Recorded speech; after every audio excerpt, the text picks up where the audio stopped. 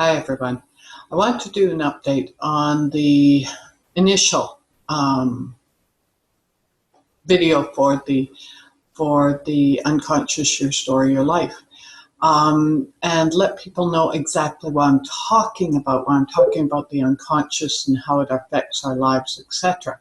So I'm going to switch to a shared screen so that you can see some slides that kind of demonstrate what I'm talking about as I talk about them. So first, here we go, and share screen. There we go. Okay, so every story I create creates me. I write to create myself.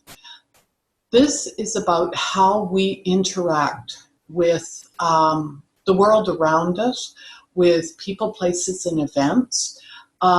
Everything that we say we are also creates more around what we are and what we aren't. Okay, so if I say I am, let's say I say I'm a dancer. Okay, now a lot of times there's different kinds of dance. So what kind of dancer am I? Do I have to further create that? Do I have to create a more defined definition of myself? Okay, this can come in all different kinds of shapes and sizes. There's also the interaction of who we are with other people in other places, etc., that create ourselves. So as we move on here, we've got our unconscious and our conscious. The reason I focus on the unconscious is because a lot of what we do, a lot of what we talk about, a lot of what we assume of who we are is driven by our conscious. So 40 to 60 bits of data per second, okay? And we assume that is defining who we are. Yet our unconscious processes millions of bits of data per second. The visual system alone can handle 10 million bits of data per second. Now, put that in context with moving hands, speaking, seeing. We're also smelling, we're also hearing, we're also sweating, in my case. You know, there's a lot of stuff going around in our bodies at the same time, as well as thinking, because we're also thinking. We're also processing all of these. So we're thinking all at the same time. So we can assume that we've got billions of bits of data processing per second in our unconscious versus 40 to 60 bits of data per second in our conscious brain. Okay, now think about that. Think about that for a minute, because we all gravitate towards affirmations. We all gravitate towards gratitudes. We gravitate towards changing our habits, our behaviors, but we're doing that on a conscious level. Okay, so we're only hitting that 40 to 60 bits of data per second. And a lot of times what happens is those habits, those behaviors, those things that we want to change about ourselves, we're only trying to change that front, that conscious bit. That's all we're hitting. So we need to go deeper in order to change our unconscious. Our brain activity alone predicts at 7 seconds ahead of time how a person is going to decide.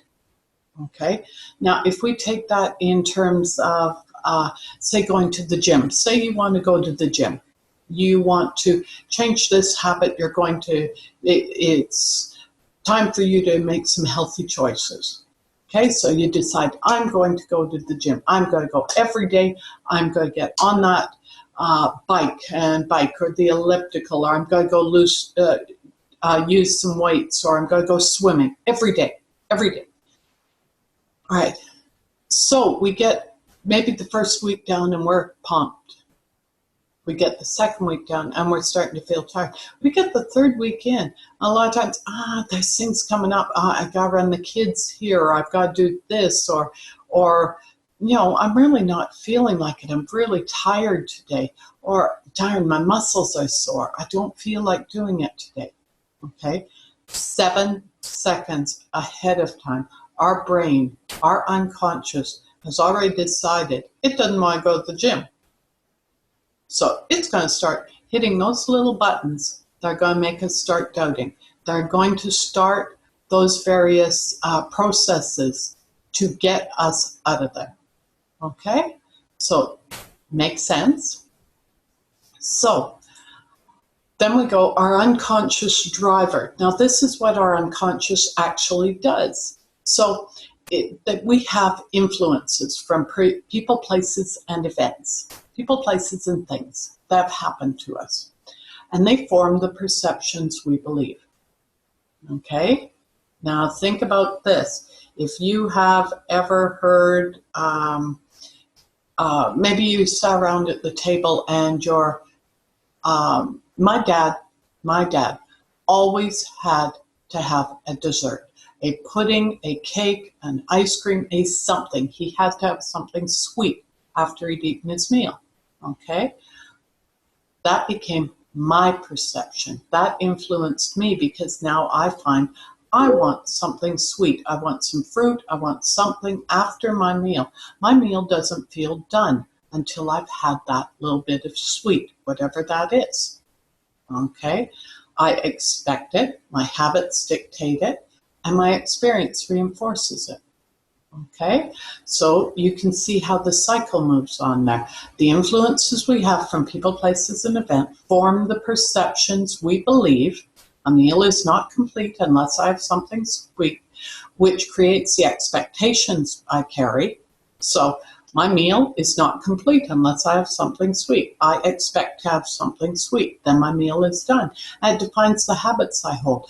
I need to have that sweetness. So I need to have a piece of fruit. I need to have some ice cream. I need to have something in which to end my meal with, and which further dictates my reality because it keeps going around. It keeps going, it keeps going. So my expectations inform my experience, and it keeps going and keeps going. So that's essentially how that unconscious driver works. Okay? Then we move on. Come on. There we go. I got my button now. How do I change my unconscious? Well, it's a process, as is everything. We didn't get there in a day. We don't keep being there in a day. So how do you change it? Well, first, we have to accept that life is a perception. Life is a perception. Life is a story. It's a story built on all the influences we've had throughout our lives. Now, understanding that what I'm presenting to you here is a very, very short, minute part of the whole process and how we actually would work together to move past the perception into change, etc. But it's very, very important that you understand. So if you take a look at things, perception. So we got someone runs into a bank.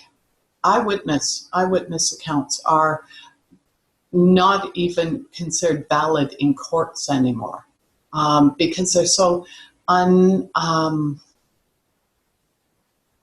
unreliable. That's the word I wanted, unreliable. Because everyone's perception informs what they've seen. If they expect to see a man running in and robbing a bank, that's what they'll see. If they expect to see a person of a particular race, that is what they will see. If they expect it to be a tall man, maybe they're a short person, so they expect that person to be taller than them.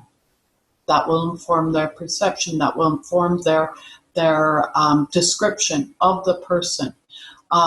Maybe they've got, maybe they're balding. They're losing their hair, so they're going to see someone who either has a whole lot of hair or maybe they're balding as well. Maybe they can relate to it in that way.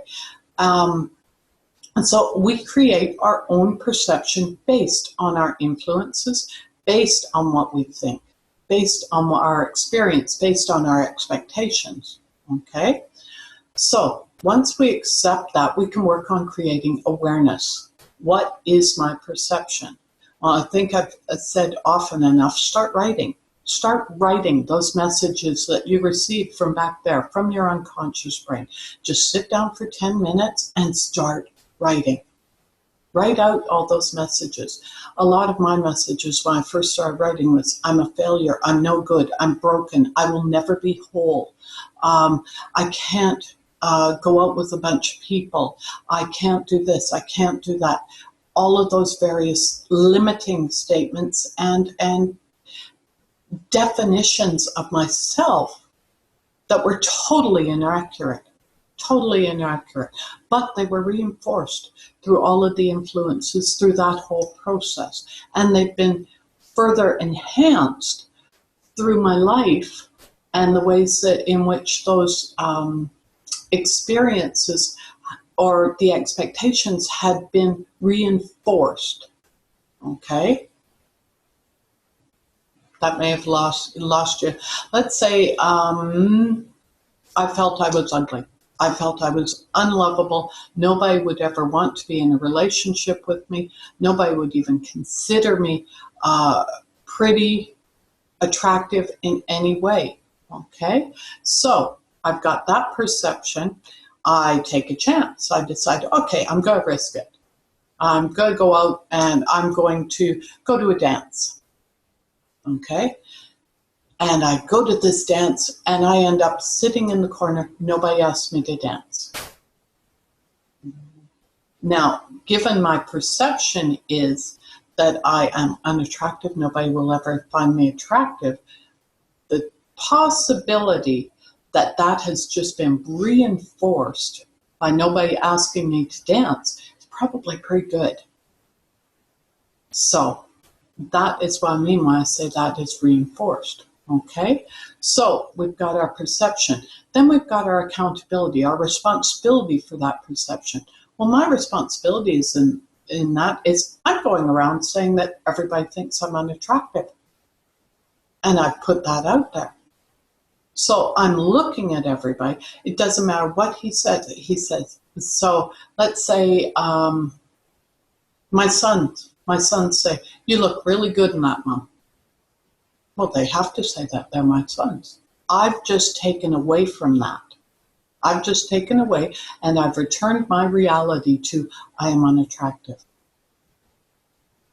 A girlfriend of mine says, Judy, that dress looks really good on you. It brings out your eyes and your figure. It just looks gorgeous on you.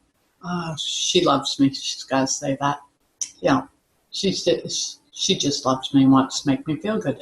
I've just taken away from that whole compliment and found a way to bring it back to I am unattractive. Okay? So you see how that works. I am partially responsible for my reality, regardless of what it is. Now, there are some situations that we maybe want to talk about more later. And definitely feel free to question what I'm saying here. Feel free to bring it up and say, Judy, you're off your rocker. Okay? And then adaptation. Adaptation is when we start to see. We become aware. We've accepted that we are at least partially responsible for our reality. At least partially responsible. So we've started finding out about our unconscious drivers. Okay, I've got an unconscious driver here that says I'm unattractive. Okay, there are various tools for intervening, interrupting, and bringing our awareness around to the fact that, no, that isn't really true. That is my perception. That is a story I have built up based on influence. Okay, it is not true. In other words, it's all a story. All of it's a story. And we can start a whole new chapter anytime we want and write an entirely new, different ending. We do not have to sit in a position of lack or of feeling less than or feeling broken. We don't have to stay there. We can write something totally different. We can see an abundant world. We can start perceiving ourselves exactly as what we are. We are a human being. And sometimes we do good, sometimes we do not so good. Sometimes things happen in our lives that just make us very, very happy. Sometimes things happen in our lives that we feel kind of sad. It doesn't necessarily change who we are. So we have an awareness, we have perceptions, we have all of these things, and we can change our story. How is that? How freaking epic is that? I think that's awesome. I am truly, truly thrilled that I can change my story, whoops, anytime I want, other than the sweating. That seems to go along with everything.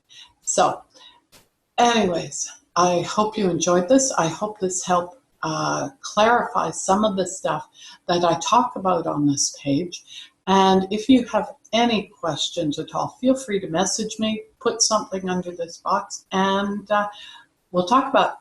Have a great day. Bye-bye.